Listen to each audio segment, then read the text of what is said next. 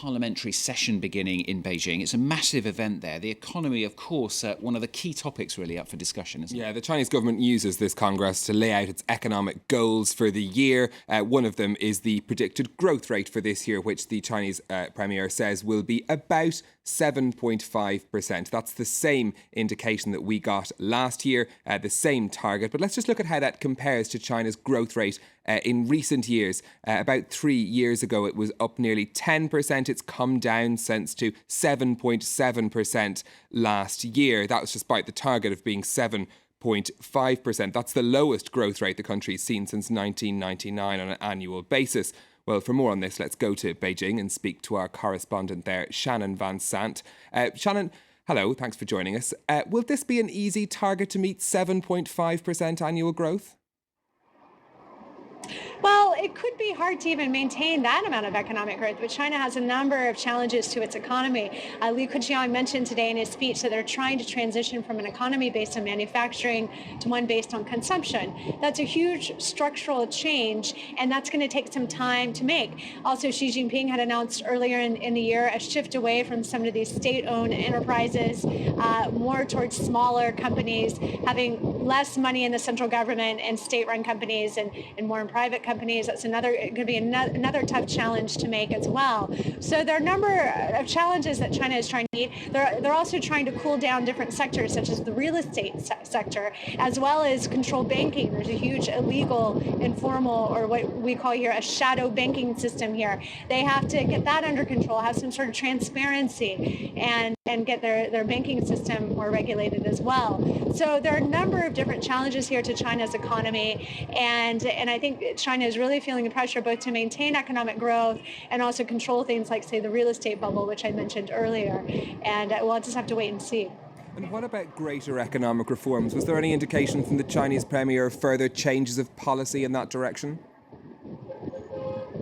Well, yeah, the currency has been allowed to evaluate more freely, and that's been good, and to appreciate more. So that's a positive sign. And earlier this year, Shanghai opened a free trade zone, and they said they would try out many economic reforms there. Shanghai's free trade zone is very similar to what China tried in Shenzhen back in 1979, 1980, where they established an experimental economic zone there, where they tried out opening China's economy up and transforming it into a market economy. And then they used what they found in Shenzhen to then ultimately apply to the entire economy to open up all of China's economy. So I think Shanghai will be an experimental zone in that sense. But I think any sort of measures to open its economy will be very cautious. They will be very measured, very slow. They'll probably be very baby steps.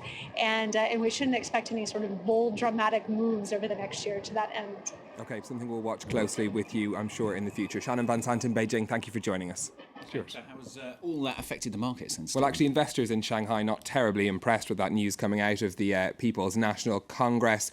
Shares there in Shanghai actually down this morning, just about 0.2%. So not a huge drop, but nonetheless, that little bit in the red. Over in Hong Kong, the Hang Seng is in positive territory. Fast Retailing, the Japanese clothing company that owns Uniqlo, has begun trading on Hong Kong today. Its shares opened up about 4% in Hong Kong. And over in the Nikkei, leading the gains there, up 1.3%. This largely due to the general relief on the markets of the situation in Ukraine, at least stabilising for now. OK, well, we are going to go back to the crisis in Ukraine. Now, that threat, of course, of economic sanctions on Russia from the US. Yeah, John Kerry had mentioned asset freezes and visa bans as possible sanctions the United States could take against Russia if they were to intervene militarily in Ukraine. We're also told now that Russian banks could be targeted in another round of sanctions. These would be the sort of measures that we saw applied in Iran, which effectively cuts off those banks from access to the US financial system, which is, of course, the linchpin of the global financial network. There are, of course, though, significant resistance in Europe here to those sanctions, and that could cause problems if they try to be put in place by the US. Economically, the options are, I should say, significantly much more limited, because in order for the United States to introduce meaningful sanctions, we'd have to have our European allies and partners on board. And as I understand it, we really don't have a solid coalition of European allies to join us in sanctions. And this, Stephen, as well as the Russian state gas company Gazprom says it's ending a discount on gas to Ukraine. Yeah, and this could have a huge effect on the already troubled Ukrainian economy. In December, the Russian president had said that Ukraine would get cheaper gas as part of a $20 billion aid package to the country. That brought the price of 1,000 cubic metres of gas, a standard unit, to just under $280. That price due to be reviewed every 3 months. On Tuesday, Gazprom said that it would go back up to its original price, effectively cancelling that discount. It will now cost around $400 per unit of 1,000 cubic metres from April. Now, the company says that Ukraine owes it some $1.5 billion. Let's listen to what the CEO had to say about that debt.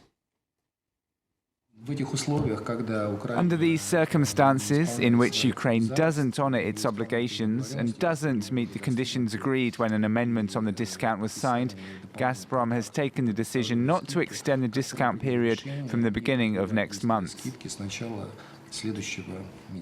And finally, we've heard a lot about expensive places to live in recent days. According to one London property company, though, it could be about to get much, much worse. Yes, in these prime areas of London, areas that you probably know very well, Stuart, around Extremely Hyde well. Park, of course, yeah. the sort of place I'm sure you lived in a past life. The average price of a flat at the moment is €1.8 million, about £1.4 million.